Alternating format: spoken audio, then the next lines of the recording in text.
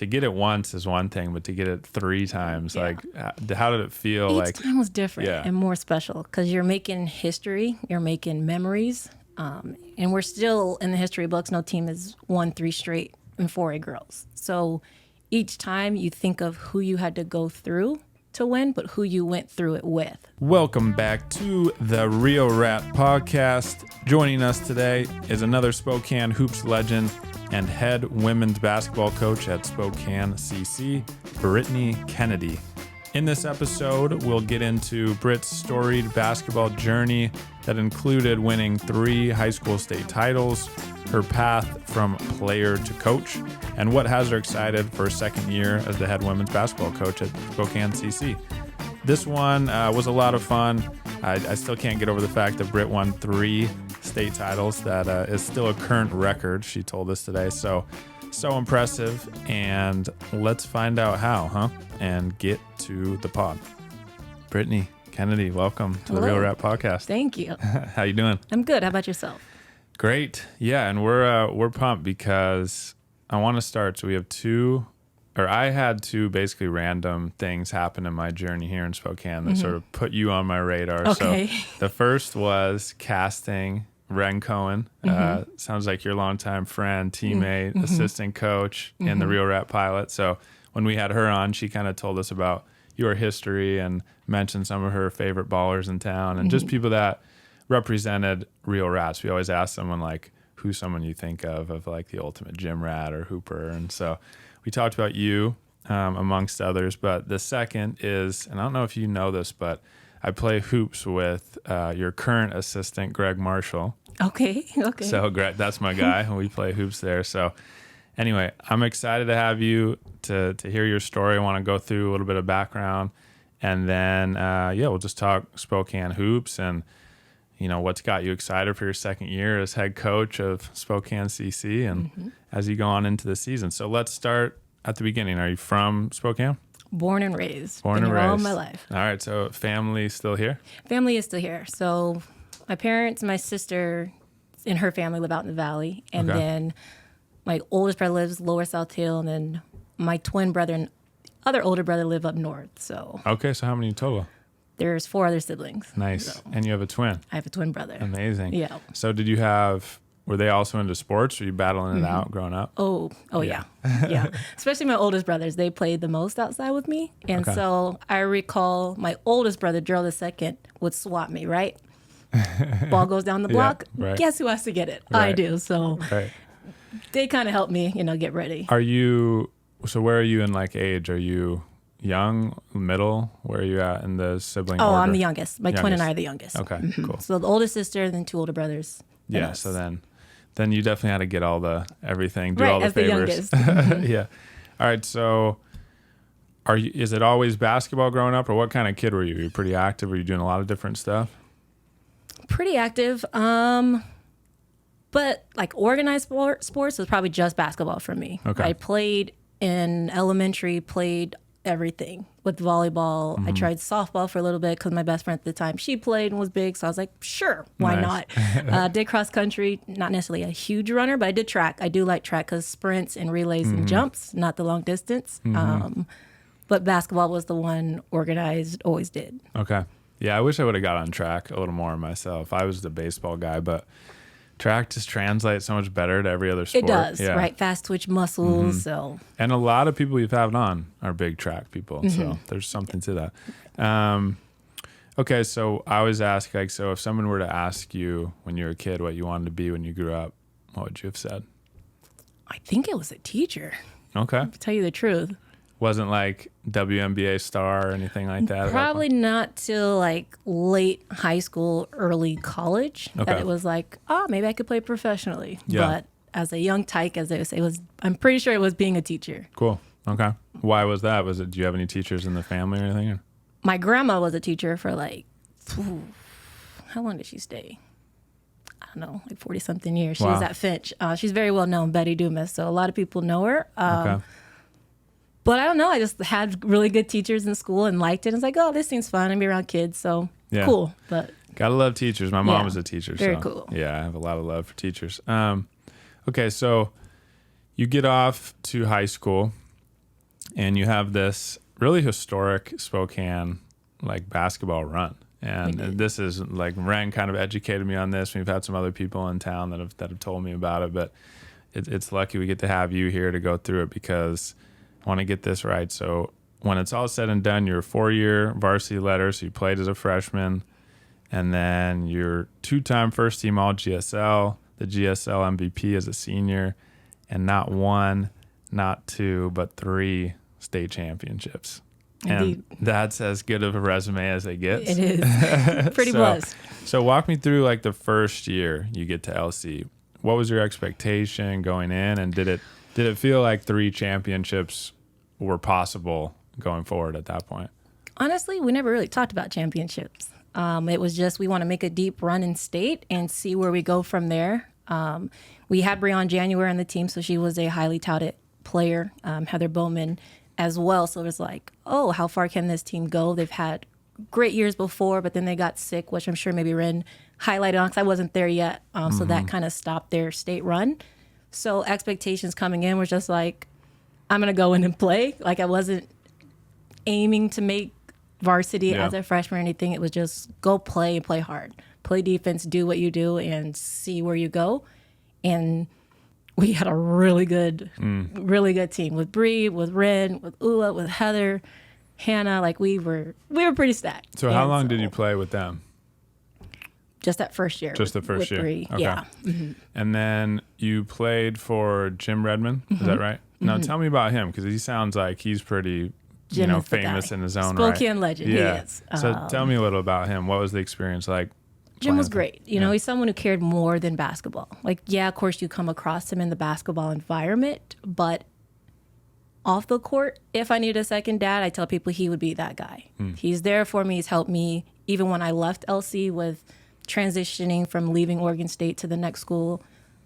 He's just someone you can count on. He's dependable, reliable, and you need him, call Jim. He'll help you with whatever it is or walk you through it. Even now, he still mentors me as a coach. So Jim is just someone who kind of instills great characteristics in you with just teaching us, hey, you got to be early. And that's being on time. And you got to give your all. That was something you learn as a 7th, 8th grader preparing to go to LC. So Summer League, it was getting ready to play for Jim. And now it's having that opportunity to actually go with it, of working hard, putting your best foot forward, being on top of school as well. So he was always an advocate for that. Now, what kind of a player were you early on, and did that change over time? No, always been after it defensively. Yeah. That's kind of where I got my calling. And then just scrappy, work hard, not afraid to dive on the floor, be that first teammate down the floor, whatever it might be, or guarding the best team's offensive player to make it hard for her, which would then help our team. Yeah. Okay, so then you get to year 2, and you make it to state. You get your first taste of a championship. And I'm just curious, that we talked about this actually in the last pod with Jazzy and Jade Redmond winning a championship. I won one when I was a senior, but, to win it the first time, how does it feel? It's great. Right? Because the freshman year, we finished 3rd. Okay. And the team we lost to was Garfield. They won it all. So it's like, okay, well, we made it state. We lost to the team that won it all. So we were right there. Then when you win it, it's like, hey, we finally got that feat of getting one back for the school when it's a tough year, and you never can take it for granted getting back to state. Teams were like, oh, yeah, you guys are a shoo-in. In the day, you still got to show up and play. And that's kind of how we prepared, too, was state's not a given. Winning is not a given. So when you get there, it's just like, yes, now I want it again, and being prepared for that. Yeah. Now, were you a gym rat? Were you like playing all the time? Were you playing other sports in high school at all? Or I also did track in high school all 4 years. Other than that, summer was typically basketball with Stars or the Tigers team. We did one for LC in the summer as well. So it was summers were pretty full with basketball. Did you do Hoop Fest like growing up? Absolutely. Yeah. Oh, and in high school, were you doing it? Yep. Nice. Yeah. Jim actually, he encouraged it. Oh, cool. It's a different grit when you play Hoop Fest versus inside. Like, some people are like, oh, you could get hurt. Well, yeah, but you get hurt playing 5-on-5 inside too. So it's just being smart. But a lot of the girls you're playing against are also in the GSL, and they're hooping too. Yeah, I always felt like it it also like expands your game in a different way and helps you learn how to be physical and just go to the hoop more or whatever it might be, because it could be windy or it could be really finishing harsh. a little bit stronger, Yeah. so. Yeah, so that's cool. So, all right, so then you get to year 3, your junior year. You get back to the state championship. You get it done again. Is the feeling different this time around? Is it just as sweet? Or because that's one thing I'm curious about is like, to get it once is one thing, but to get it 3 times, like how did it feel? Each time was different and more special because you're making history, you're making memories, and we're still in the history books. No team has won 3 straight in 4A girls. So each time you think of who you had to go through to win, but who you went through it with. We played against like Courtney Vandersloot, who's still in the WNBA tearing it up. So it's each time it's sweet and you don't take it for granted and you just stay hungry and stay focused on, hey, can we do this? Because some games were close, some games were blowouts. But was there one that stood out as like from that 3-year run that you remember the most, or like just any game or the state championship game? Any game along the way, because sometimes it's not always the championship that's the most like exciting. Probably 2. I think it was the second one junior year against Lincoln. That actually should have been the championship. But I remember Heather Bowman kept beating I don't remember which way, but she kept turning over her shoulder the same way. And so late, she turned the other way and knocked it down, and that was just great. And Lindy Seidensticker hitting a big shot as well. And then senior year, what was that one, Moses Lake? It was just close. Like, I think the final score was like 39-34. Yeah. So it was all defense, but it was just enjoyable. It's funny. The names of the teams and some of those things fade, but I can still see my state tournaments perfectly in my head. Like, where you played, you can see the arena, like those kinds of things. Yeah, so it might not have been Moses Lake. It might have been junior when we beat U High, because that year we played them like 6 times that year with Angie Bjorklund. So it was going back and forth, and it was finally state. It was like they won, then we won. We went back and forth, and then this one was the final. So that one was a lot of fun to go against Ange, because everyone knew she was going to Tennessee, and she's a real rat.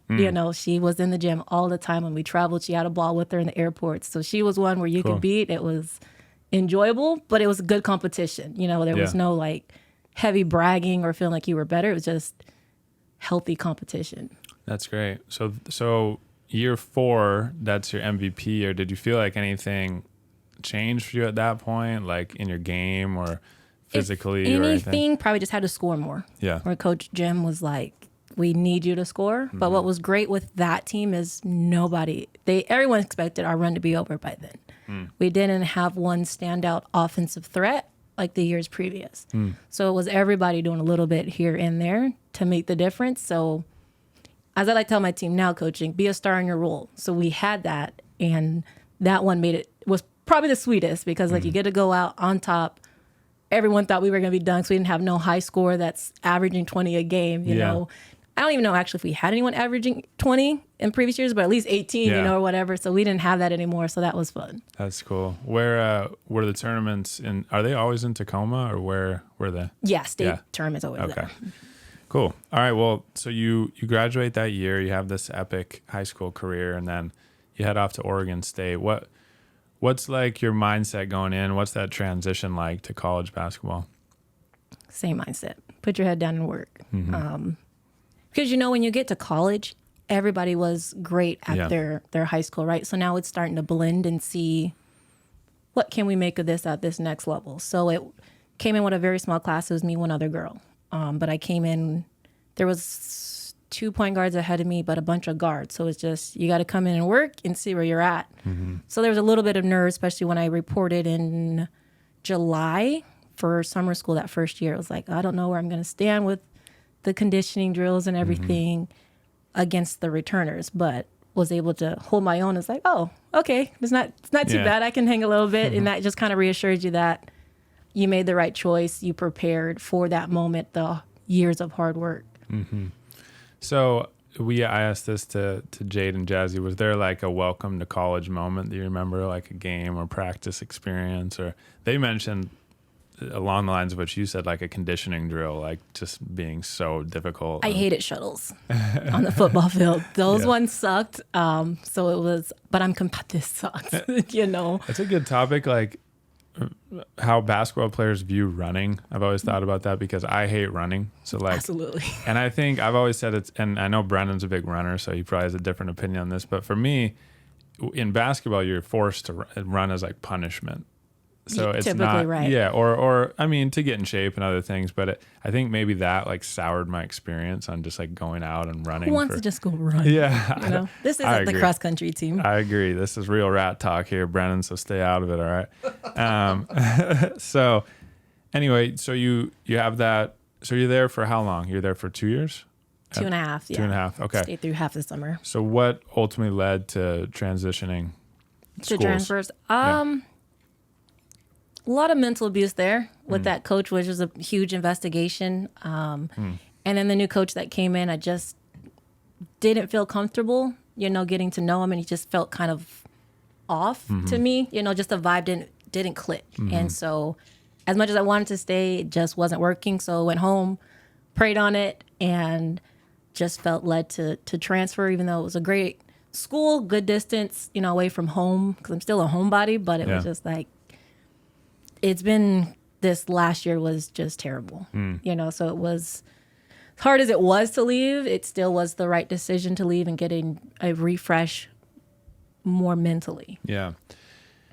Yeah, to whatever extent you want to talk about it, I had a similar experience in my college basketball playing days, and it kind of soured me to the point where I was completely burned out by the time I was done. Didn't want to play. Yeah, right. and I guess now as a coach, I imagine that's affected you a lot in your How I interact with style my and- team. Yeah. So what specifically do you feel like you took from that experience? Is there?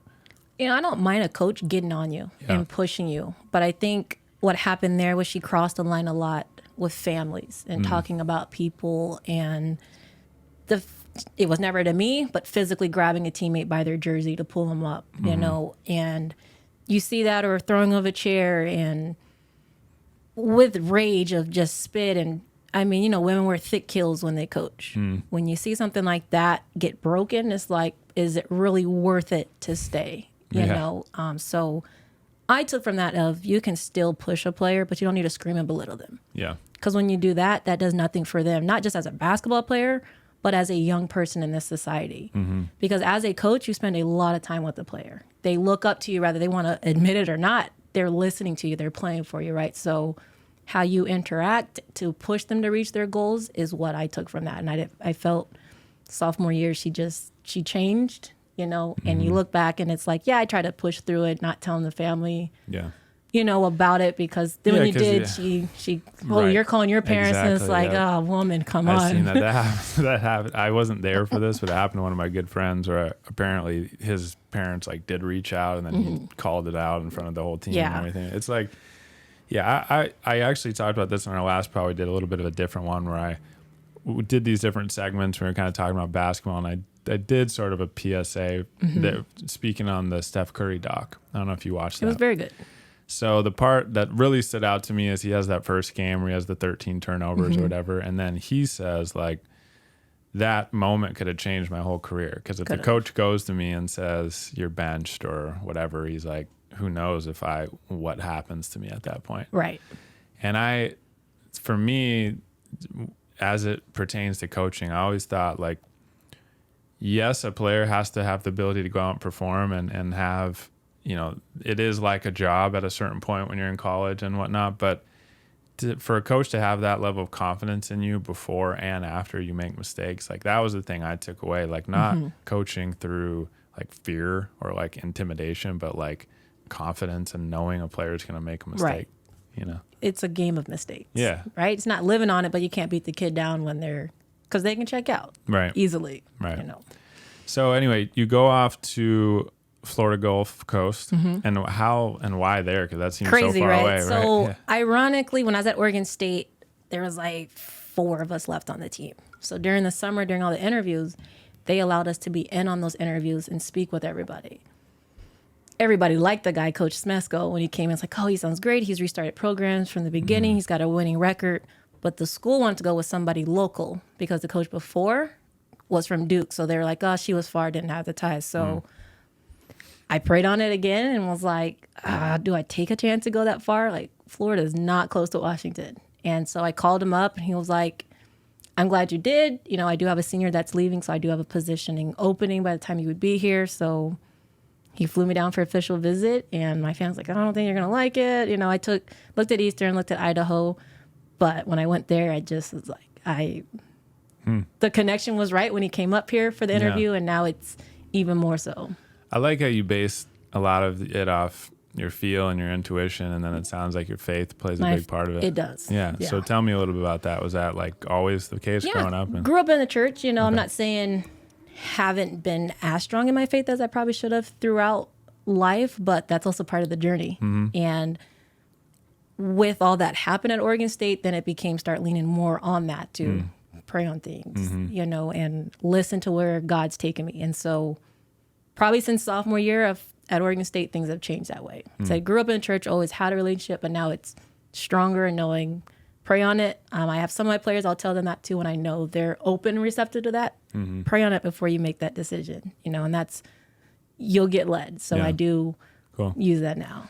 So you make it to Florida Gulf Coast, and what's that experience like?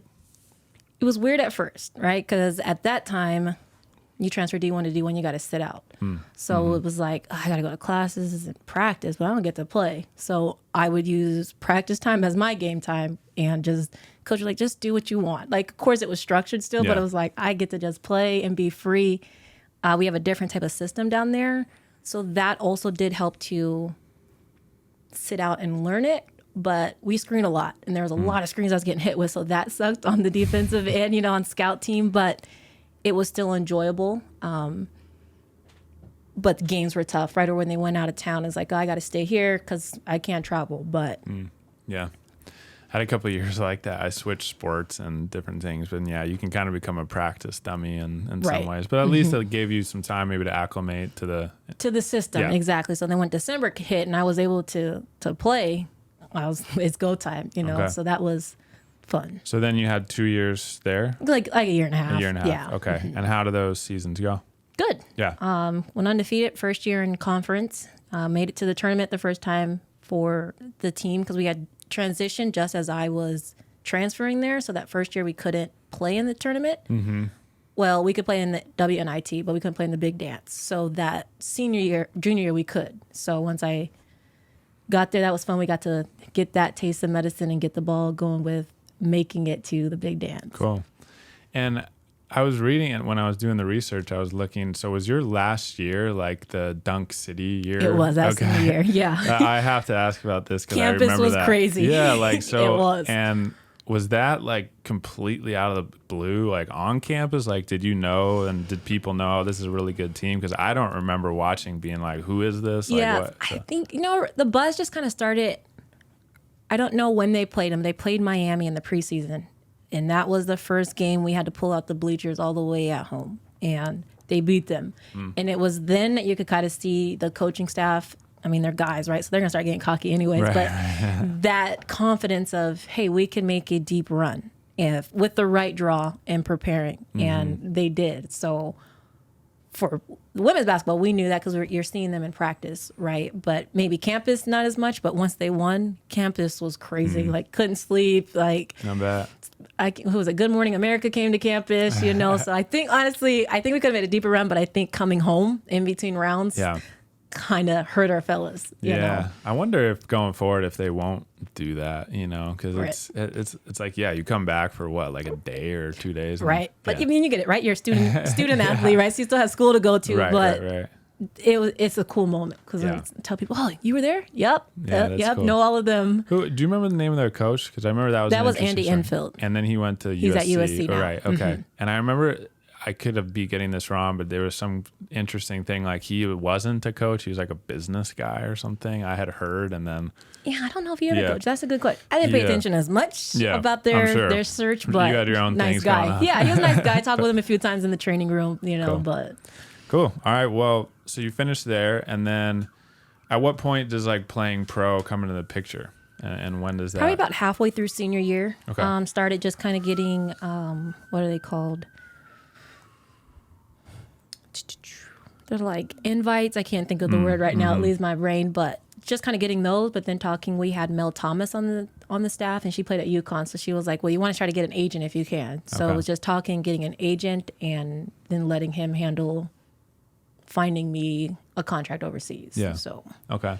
And then you go your first year to Germany or Correct. Okay, Germany. Mm-hmm. And how do you like it there? loved it. Yeah. It was great, right? 'Cause it's your first one. Where in Germany? Saarlouis. Okay. Don't ask me location where that's at. I was going to. Yeah, but no, yeah. locations are. Yeah.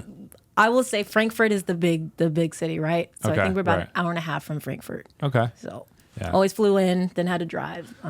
So I spent a lot of time in Germany when Okay. Mike Stockton played there. Okay, yeah. So I was all over that place. we yeah. were over there at the same time. So Oh, it was cool. cool. We Okay. connected, and he was able to come to one of my games, the top four, which is like almost like the NCAA Final Four. Okay. So we came to that when we made that. So he came, and then he got the other two Americans and I on their pass list for when he had a game. So it was cool. We took that drive to go support him, and he came and supported me. So that was cool. To have two Spokane kids in the same area. For sure.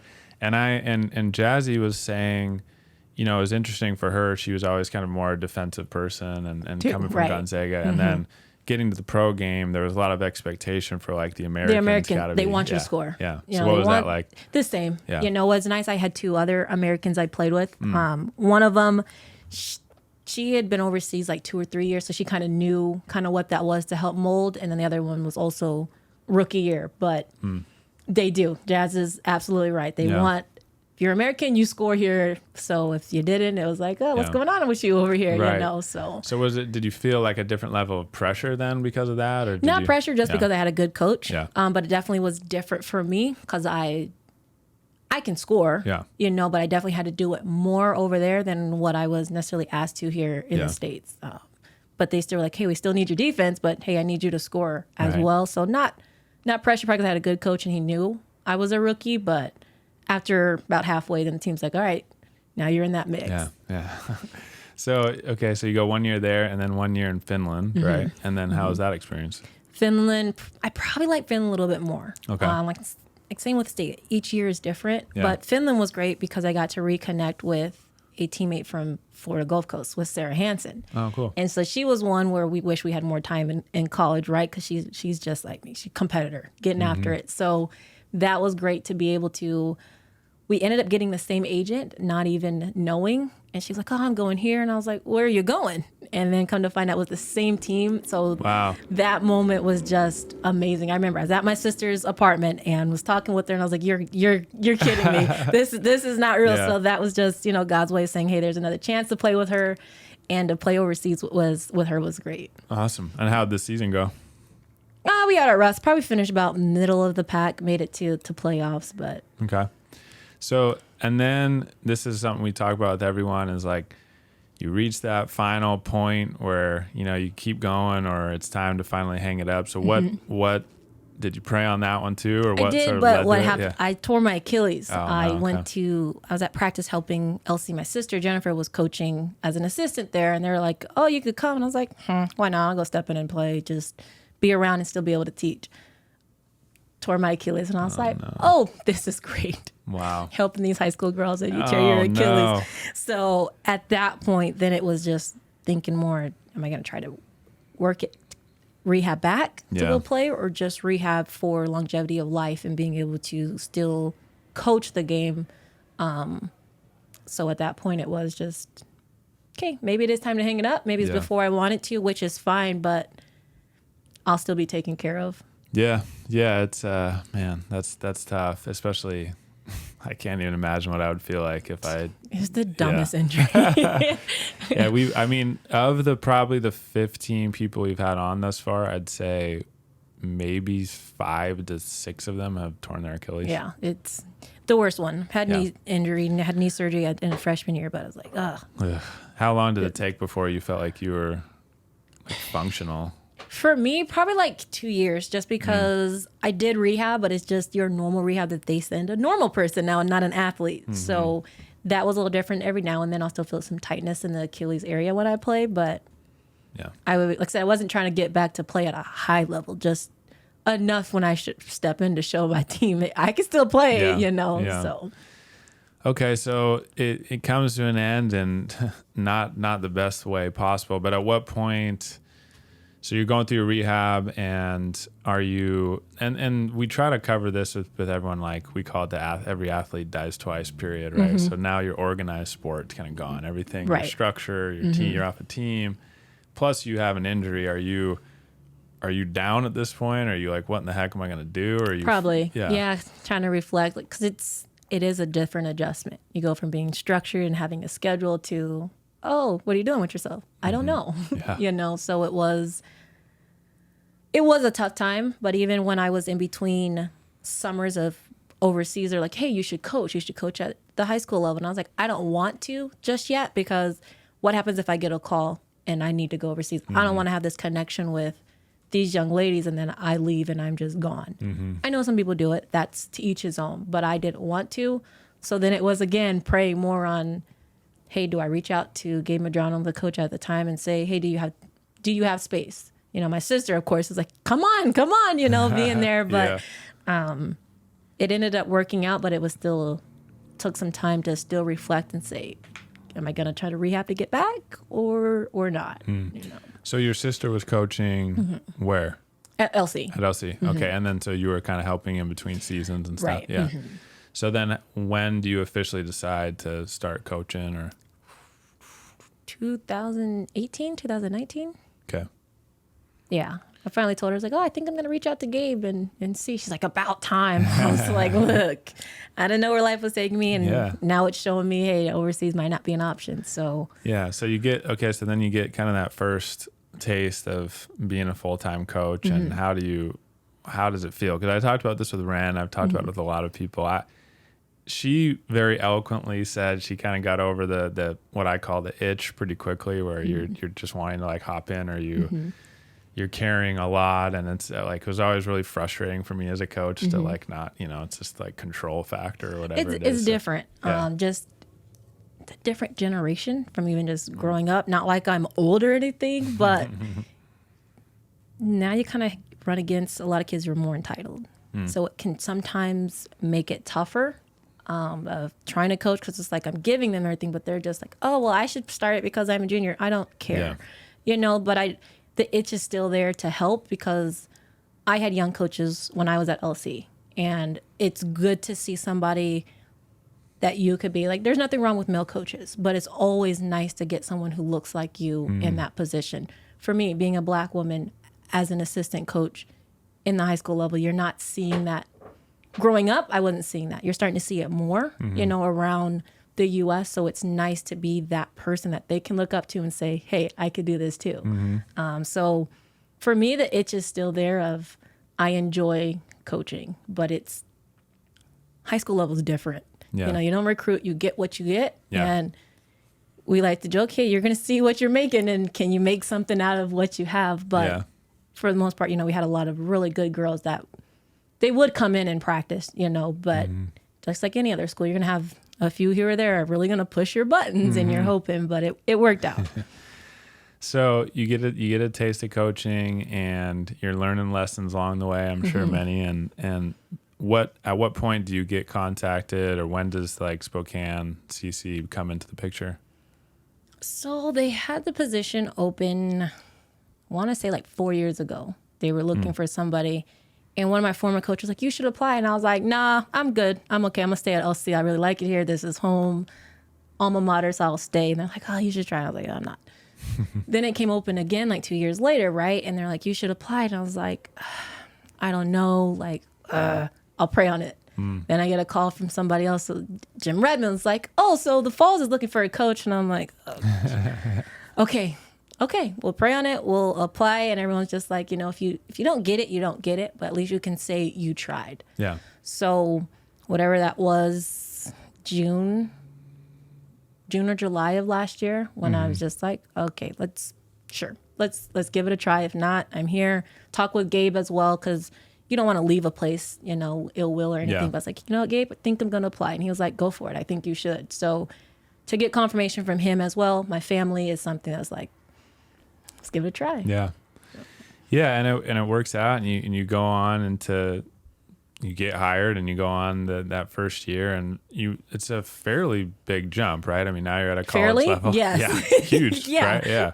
So you're there that first year, and and also the junior college game compared to the D3 or D2 Right. or NAI, whatever, they're all different. They're all different levels, right? Different amount of resources, different amount of appreciation. We talked a little bit about this before. So how eye-opening is the first year and just everything? Very. Yeah. And maybe also because I took over so late. Like I really wasn't official until August. August is late for a winter sport. I don't care what anybody says, so that kind of made it crazy and just a whirlwind of, okay, this is what you have on the team, and then you meet the team and these three fall off because, oh, I'm hurt, or my grandfather's dying, so it's like I don't want to play this year, and you can't be mad at a kid. It's Right. like, I understand that. Like, I've got my grandparents, you understand the sacrifices they have to make. So it's like, crud, I got to get a team, together. And then, like I was telling you beforehand, the AD was like, oh, what's your preseason schedule look like? And I was like, I don't have a preseason. Like, I thought this would have been taken care of, So it's scrambling then to get online and find local coaches' emails, make sure those are up to date, or phone numbers, and call them. Because at the time, Whitworth had just hired a coach as well. So he wasn't even updated. So it's trying to find local schools that you can go play in the preseason and work it all out. Jeez, that's a lot to figure out. So how do you get in touch with Greg? I'm just curious about this. So Greg he coached for Jim when he was at LC on the boys' side. Okay. And so, like I said, Jim mentors me. He's someone I could go to, and he knew looking for assistant. He was like, you could try Greg. I was like, okay. So, he came to a game and kind of watched just to kind of see where we were. And then we met a couple times and kind of discussed more. And he was like, I think, I'd like to join if you're open to it. And I was like, sure. So things have been good this spring, being able to incorporate him and with the team that we had in town. Yeah, well, he's the best. I love Greg. So that you had a great article that just came out in the Spokesman. I would tell everyone to check it out. And the emphasis was recruiting locally, right? And really, like you said before, Spokane, it has such a storied basketball history, and I think it's putting the emphasis on recruiting here in town first and foremost is obviously going to help build the program. So how is that going, and what has you excited as you go into next year? I like it. It's been good because now I feel like a brand new coach again, because now this year I got to recruit. I got to have summer, spring workouts. So what's great with having local talent is, yes, I work with their work schedule, but they can come to things where I can start getting a baseline for lifting, a baseline for the shooting drills, ball handling we're going to do during the season, where if you're recruiting out of town, you can't get that, right? I've got a couple that they're not like far out of town, but they're 2 hours. I'm not going to have you drive in town for an hour and a half workout. Right. So yeah, that's a great point too. Yeah, because then it's much harder from a perspective of just like getting in team chemistry. So, Spokane has a lot of talent. Yeah. Hoop girls that got started a lot of years ago came because of what talent we had here in Spokane. A lot of people don't know that, but that's where it started from. And so being able to keep that local talent who may not have the grades to go to the next level and they've got to wait, or they're not the star on their team, so they get overlooked, but they can still play and be competitive and make a difference, can stay and still play 2 more years, and maybe there's opportunity to keep playing for year 3 and 4, depending on, how they do. So I think it gives a lot of local kids a chance to see it doesn't have to stop at high school if you don't want it to. Like, it's still college though. I had one girl's like, oh, well, you guys just have open gyms, is it a rec league? No, we're not a rec league. Like, you still got to go to school, and we compete, and travel. So it's still a high level, but it maybe now, like you said, the D3s, the D2s, D1s, but it's still great basketball. Yeah, I've loved the last few years watching The Last Chance U, where they do it at the JC, and just to see all the things the coaches do and the assistants and how underpaid they are, and and just they doing the laundry, they're the weight coach, they're they're. That's one thing that's nice. We do have a weight coach there that I guess in the past he doesn't really get used. Like 1 or 2 other sports are using it, and that was one of the first things I asked: is there a strength and conditioning coach? I don't know that stuff. Right. You know, I could use my old packet from FGCU, Oregon State, Yeah. but I'm like, I don't. Nope. Yeah. So it works. And it's I can say as a player who had a coach do both, it's nice to have different people. Right. You know. You get a break from them as well. And so that's why I'm like, hey, you guys are working with Travis. Like, Yeah. I'll be here because I work in the fitness center. So I'm there, but it's just like, go work for him. You know, Yeah. he'll help you, which has been great too. What do you think is the biggest, apart from just like resources and things of that nature, like what's the biggest challenge at the JC level? Personally, for me, the biggest hurdle so far has been recruiting. It's something never had to do before. So it's the hardest part with that recruiting is getting contact with the players, or even just the coach to get in contact with the player, because it's online. Sometimes you can't find the email. If you can't find the email, sometimes you can't find the phone number. And it's like, oh, well, that coach left 2 years ago. Well, your website says they're still the coach, you know, so that can be hard. Finding some ways, but it's still an uphill battle with learning to recruit, and especially being a new coach. I can't say we have longevity here. Yeah. Like, we haven't won anything. I've been here a Right, year, you know, right. so that part's a little different, but now learning to sell myself. That's what mentors have told me. Now, is that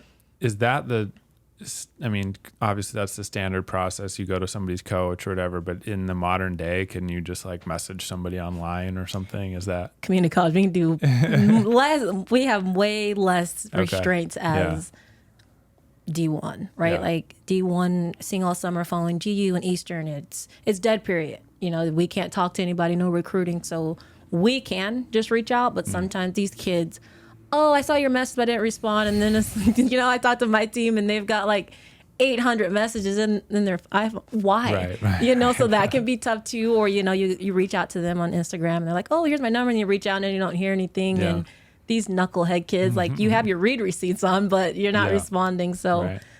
I can get in contact with some of them directly, but other ones it is trying to go through the coach or who do I know that knows them to get in contact. Now, we talked about this a little too with Jasmine and Jade, but what do you think like this new generation of kids has? They've come to the game obviously in a different way. They what they see is different. Yeah. The game's different. It's more skill based. A lot of these kinds of things. Have you seen that as well, or what challenges are there with that? I think with the skills is a lot of kids aren't realistic about their skill sets at that next level, and it's kind of a twofold, right? You want to have goals that are realistic, but also goals that are challenging. But some of them is just like these kids are like, oh, I'm going D1 because the guy at the Y said I was. You're not. Right. So then they come to your practices or your open gyms or when they're in their games thinking they're next level because Joe over here is saying they are, but they're not understanding the more work you have to put in behind the scenes without the cameras going, right? They rely a lot on, oh, I saw the pros doing this. Well, you're not putting in that work ethic as the pros are. And so I think that just kind of comes back to the more entitlement with how they get to the game and thinking, well, I can do this. I can score. Well, so can that person. What else can you do that's different? Right. You know? Right. Yeah. And then in college, generally everybody can score if, you know, if they're there. Right. So, okay. So we always talk about like with everyone. So I want to know where your own hoop game is at this point. Do you ever hop in anymore as the Achilles hold up? Okay. I still jump in when we have to. I try not to with the team just because like during the summer when we've had kids come in and I'm trying to watch and see, I can't watch the same because when I'm playing, right? But sometimes I'll slack off to let them show, okay, this is how you do it. But then there's other times I make it tough on them, you know, like, hey, it's okay. I'm trying to make practice hard, but sometimes it's just getting in to have fun. But don't let nobody. I can still play. If I needed to play, I could still play because it's still fun. I feel like I could be getting this wrong, but I feel like I remember Ren saying when you guys coached together, you'd tell her to get in there sometimes since you're like, I don't want to be running up and down. Whatever. But Definitely. That's kind of the one thing I like about coaching is so active. You're on your feet. It is. Right. And that's why it's like, well, if I don't get to play, I can still coach because she's right. Hey, I try to tell her to go get in and play. She's like, okay, that's fine. But it's fun because it also gets you some cardio in because, again, I'm not going just running. So that allows me to get some cardio in. Well, tell Greg to get in there. He's a hooper. He's a good hooper. He has his moments that he gets it. I'm like, Yeah. You all right, coach? Yup, I'm okay. Yeah, So he's strong. He's strong as hell. Do you play Hoop Fest anymore? I do not. No. Outside is now a little different on the Achilles, but I enjoy coaching the last couple. Well, this last year I coached my nephews in their first, and a couple years ago I coached my older nephews. Cool. So that's more enjoyable now to stay in that and help them enjoy the game. Yeah, so you're like forever. You're gonna just be hit up. Hey, coach. Yeah, Coach Britt. A lot of kids. Oh, you should play next year. Let's get together team. I'm like, I'm not playing, coach. But come on. I'm like, no. I'll watch you. Let me know. When you're playing, and I'll come watch. I coached the Hoop Town team last year. Okay. And I'm just waiting. I'm sure in a month or so I'm gonna get the text or something. Yeah. It's coming. All right. So one thing I did want to mention too, we talked about this last time. Is there an avenue? I'm curious about this with for women hoopers for pickup here around town? Because I mean, dudes, it's there's a million games. You and can there's go runs anywhere and just jump in. No, not that I'm aware of. I've talked with some friends of saying, hey, how can we get this started? And it's like, I don't know, because where are you then going to promote this at to get it? Because you're right. Guys will just go to the gym and hoop. I've done that when I was healthy, just going to the fitness center out in the valley and just playing 2-3 times a week. And being the only girl that was out there playing, which was fine. I don't care. I think it helps your game, physicality, to play against the guys. But I don't even know how that gets started, because even Hoop Town, when they had their little league, it was co-ed because they couldn't get enough women to get a team going, which was okay with me because they would then play with my brothers, but couldn't even get a league going because there's not enough, and I don't know how.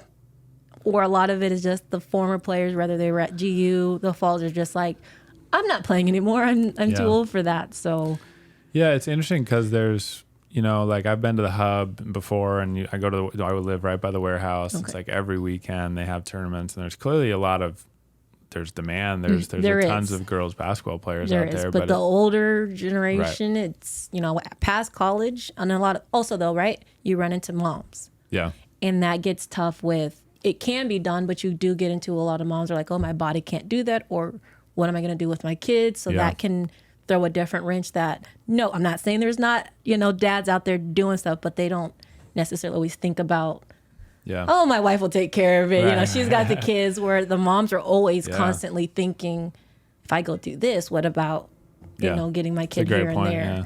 We got to do a real rat run with some childcare. Something, right? Because it's tough, because I still think there's some that want to, but just not as big of a demand. I wonder too, even younger, if because it's become so much more about AU and stuff, if that's just, so the pickup is different at that level, because they're always just going and playing tournaments. And I don't know, these kids don't like to play outside. Oh, I'm gonna hurt my shin. Just go play, hoop. I just posted this online. There's I forget the guy's name now. He used to play on the Nuggets, but he was just saying that he's like, people won't hoop outside anymore. They don't. It's so hot, and there's a double rim. It's like, go play ball. I haven't done it forever, and I've been doing it the last few months, and I'm like, you know what, it hurts the knees a little bit more, I won't lie, but it's fun. It's but at their age, they don't really have much. Right, they're good. They have nothing to complain about. All right, well, before we give everyone the Real Rat quiz at the end, which are just quick hitters. Okay, we'll see how this goes. The last question I'll ask is, why basketball? I think just watching my brothers play. My dad coached them since I was little.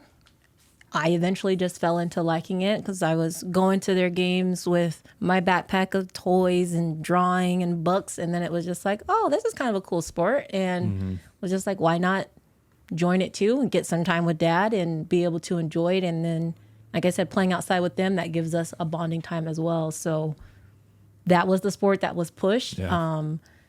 Not necessarily pushed in a hard way, but that's just what I saw. My brothers grew up playing basketball, so we flew into that. My dad's coaching, my mom's the team manager, coordinating everything. So it that's great. Happened. Shooting the timeouts during the games. Exactly, running around, the buzzer's going, got to get off, me and the twins. So that's how it worked. I was the youngest too. Yep. So give the fans a little show here and there. And they like it. They're like, oh, yeah, you made it. So that's definitely what we did. Yeah, you get a lot of affirmation when you're the youngest. You do. All right, so let's do the Real Rat quiz, and we'll get you out of here. So some of them will make you think, but generally they're quickish hitters. So Number 1, what is one line or phrase from a coach that you still remember? Maybe you even use as a current coach, but Be comfortable with the uncomfortable. I like that one. All right, number 2, you probably already covered it, but worst hoops injury. Achilles. Yeah, Yep. Achilles is tough to get worse than that. All right, number 3, most embarrassing hoops moment. Most embarrassing? This is one I always like to see what people have to say. Embarrassing. Never scored on the wrong hoop. Never airballed a free throw. We've heard a lot of airball free throws. That's been one big one. Yeah. I don't know. I don't think there's an embarrassing one. I always think of this as like getting dunked on or something. See, or in the women's game, we ain't got nobody playing above the rim.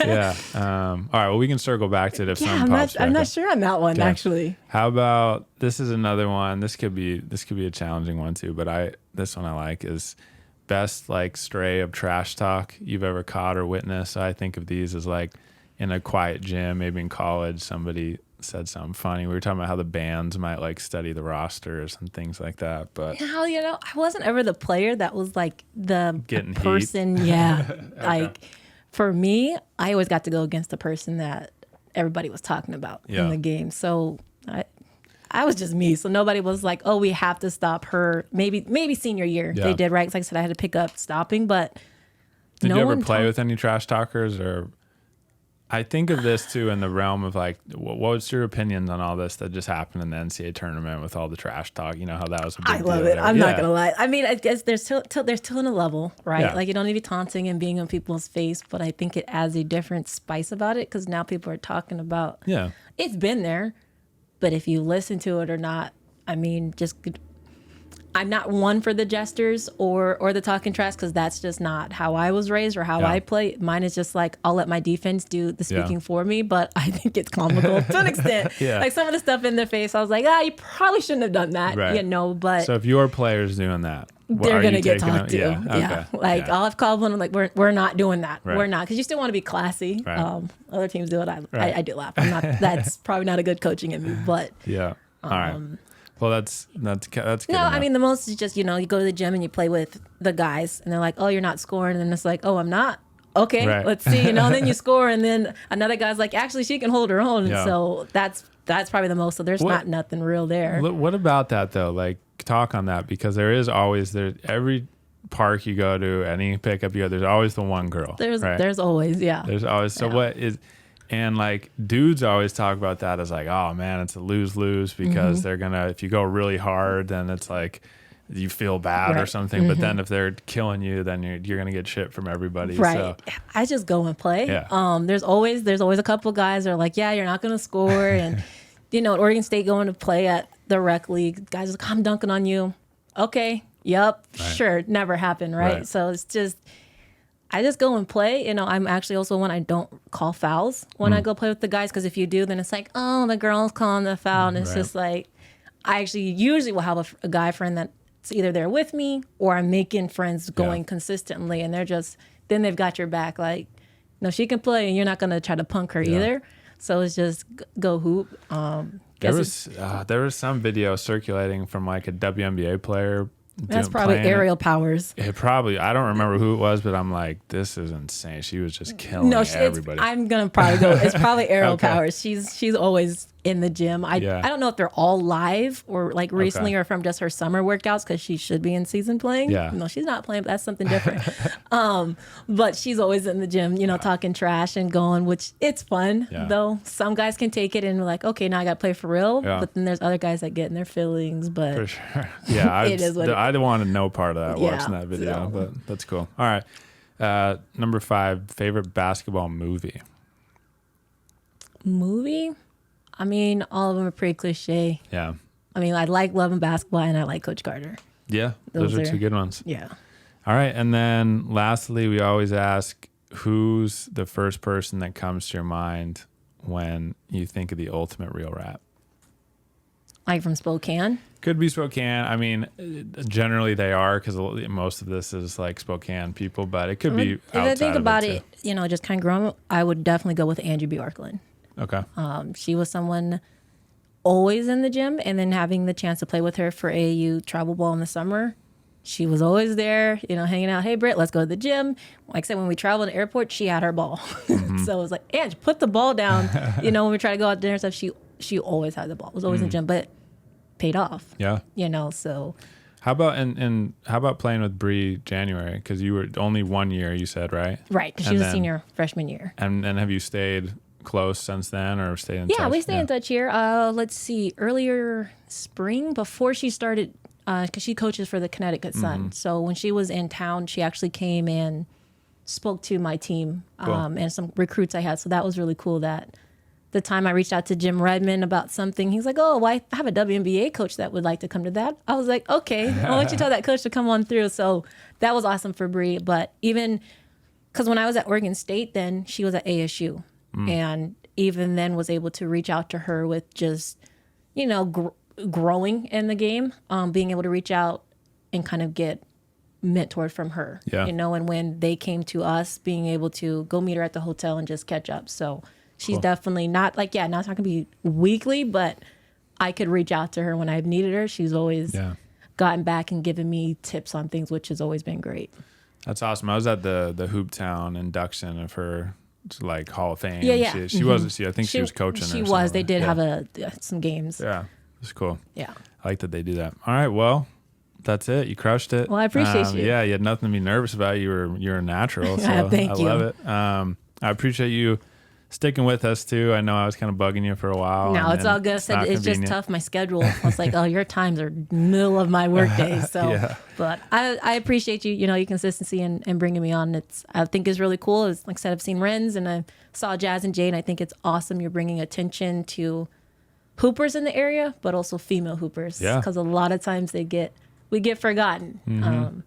Well, yeah, and that's for sure something that we want to keep doing. And I love the women's game and just I love basketball in general, right? And I love Real Rats, and we have this line, Real Rats come in all shapes, shades, and sizes. They do, for sure.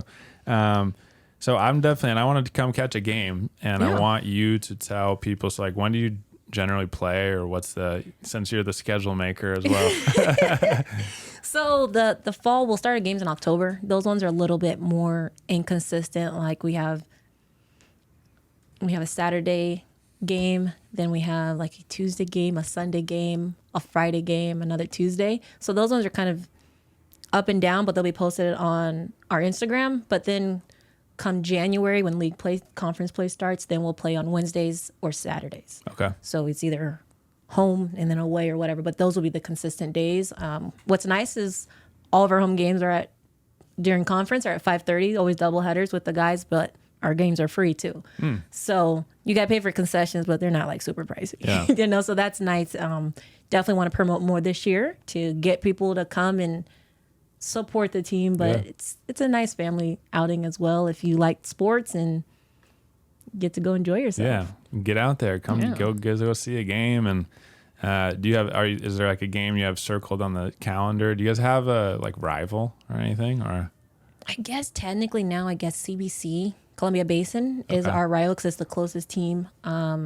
Last year, I was telling my team it was NIC because they're the closest, right? They're 30 minutes away. They're like, oh, no. I'm like, whatever, dude. Like, we're competing against the same people to get, but now they're out of the league. Okay. So I think it's CBC, but for me, I just want to beat them. I want to beat everybody. Yeah. Right. So whoever we kind of play. A game circled, maybe preseason, I would say Whitworth, just because there were a couple girls we were recruiting and brought in.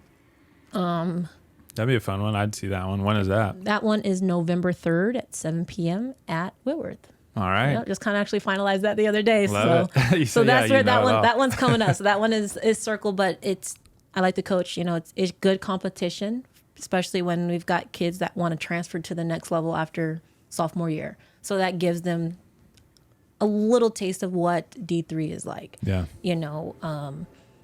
But right, because you want them also to see the future and where they can go. The future, right, and understanding, okay, this is community college now. This is the next step right above us, essentially. But we'll see what happens. I was able to get a couple to the next level for this coming up year, so it's nice.